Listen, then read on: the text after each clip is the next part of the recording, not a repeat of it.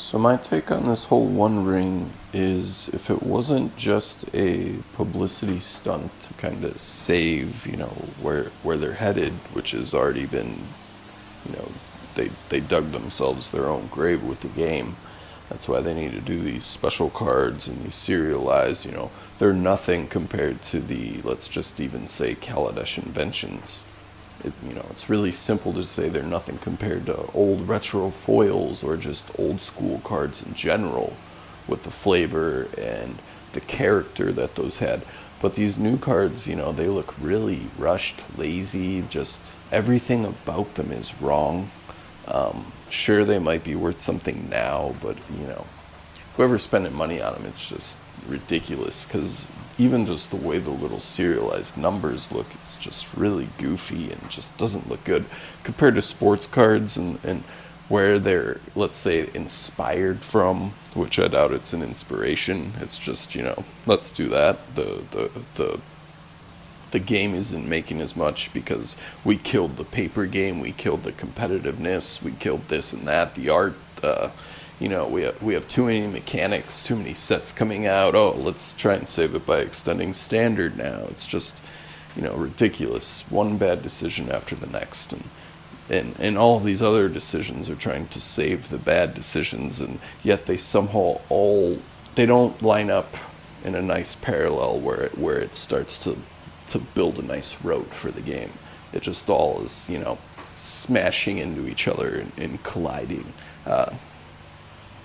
When you take a step back and look at it, this One Ring, it's pretty obvious that with all these public offers and this and that there is no way that it's going to just be randomized. It's not going to just be put in a random box, because for all you know, that box is going to be one that is, falls off the truck or accidentally gets smashed or blah, blah, blah, blah, blah. They need a way to keep track of it. I'm pretty sure they're going to want it to be opened on film. If it's not open on film, then that's going to raise a lot of questions.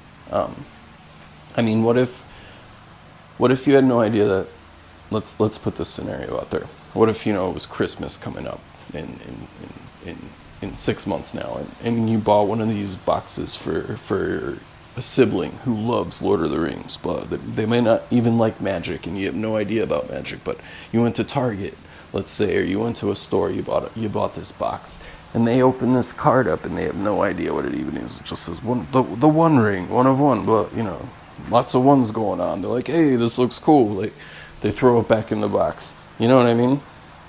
Then what? What's the story then? What's the story that Wizards has to run with then? Huh? Is it just the pre-publicity stunt before it even... No. They're going to need to kind of follow through with this now.